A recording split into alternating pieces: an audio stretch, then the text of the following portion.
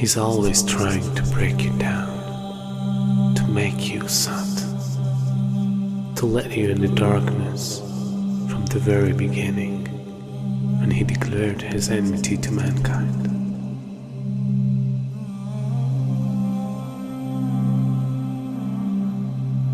And throughout the history, he caused evil and destruction between every nation.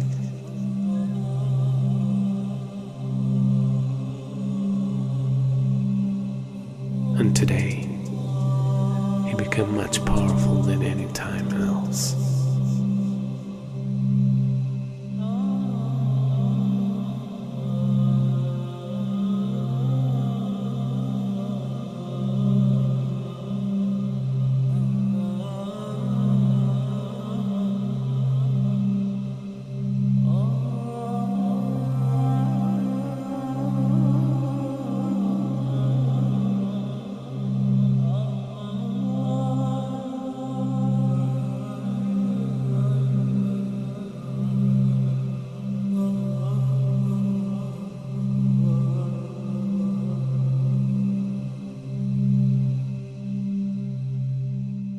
A new world order, a world where the rule of law, not the law of the jungle, governs the conduct of nations. When we are successful, and we will be, we have a real chance at this new world order, an order in which a credible United Nations can use its peacekeeping role to fulfill the promise and vision of the UN's founders. We begin to see the climax of a major change in society, the climax of a new world order.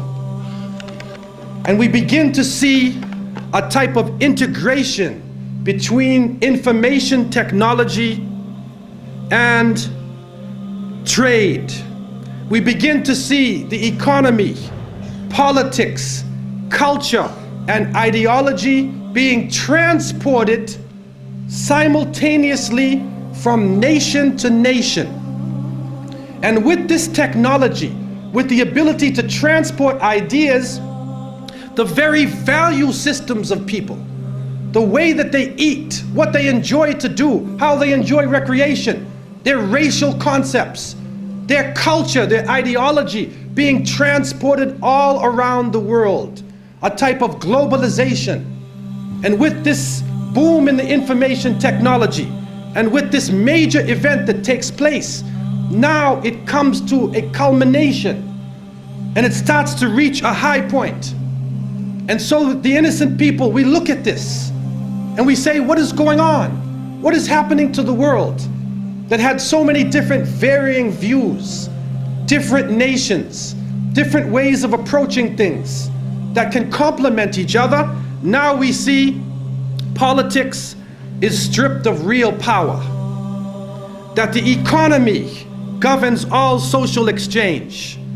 We see that the states serve the financial power structures, that the real power is no longer in the hands of the generals, but the real power now switching to the hands of the people who run the economy, to the banking systems.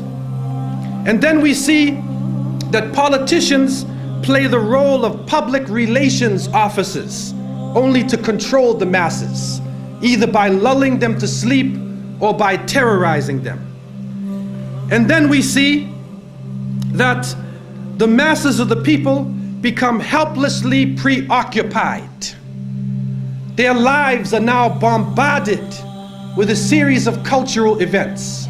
And these cultural events start to become the most important things in their lives. The World Cup, the Major League Series, the rugby, the cricket, the hockey, the tennis. Whatever the sport may be, we see whole nations coming behind sports. And the national heroes become sporting people.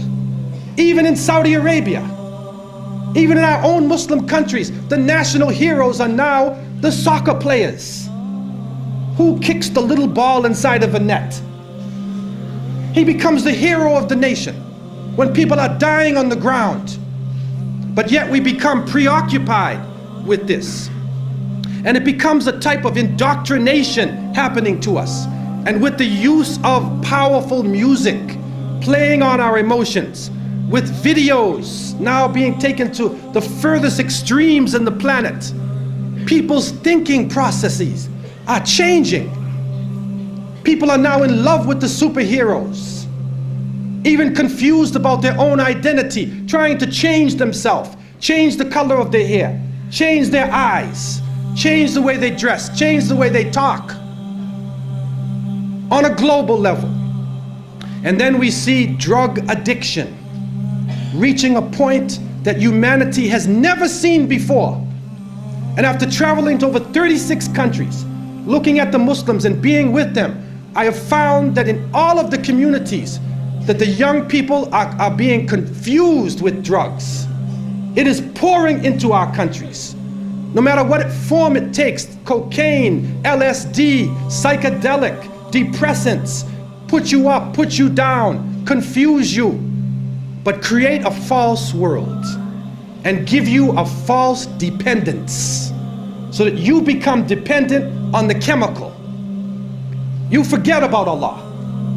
Your God becomes the pusher. Your God becomes the chemical. And so creating this dependency amongst the masses of the people.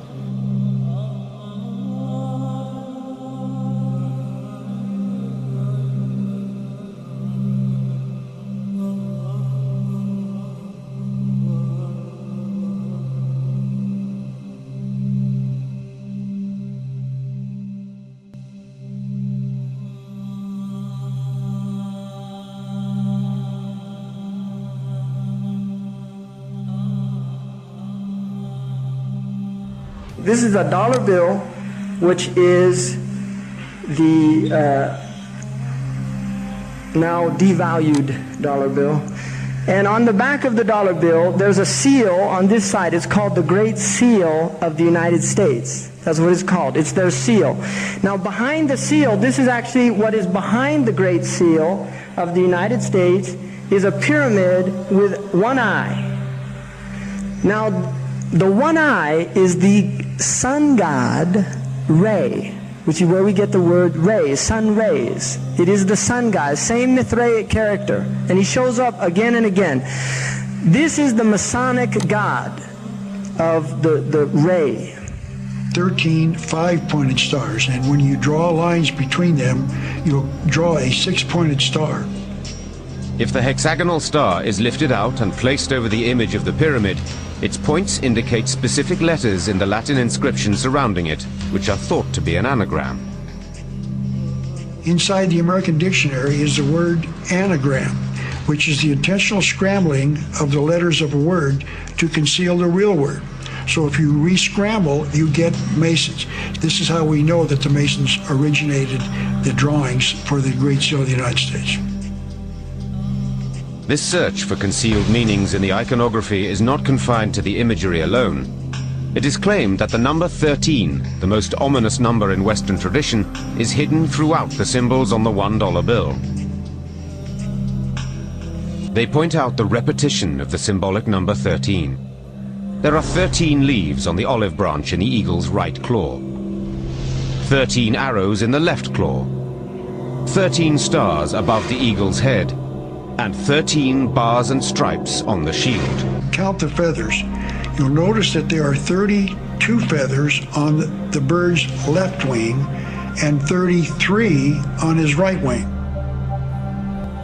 This is understood to refer to the 33 degrees of Masonry introduced by the Supreme Council of the Scottish Rite, America's most prominent Masonic order, whose national HQ is in Washington. If you look, you'll see the pyramid is built except for the top. It's built except for the top. The eye is suspended above the top. It hasn't come down yet. Because they believe until they've finished the Masonic project, which is the what they say on the bottom, Novus Ordo Seclorum, and then Annueta Chapters, he is pleased with our project. In other words, the God they believe in is pleased with our project. What is the project? This is the question. What is the project that this God is pleased with? The project is literally the secularization of the world. To completely strip the world from religious beliefs. This is the project, and that is why it is called Novus Ordo Seclorum, a new secular or worldly order.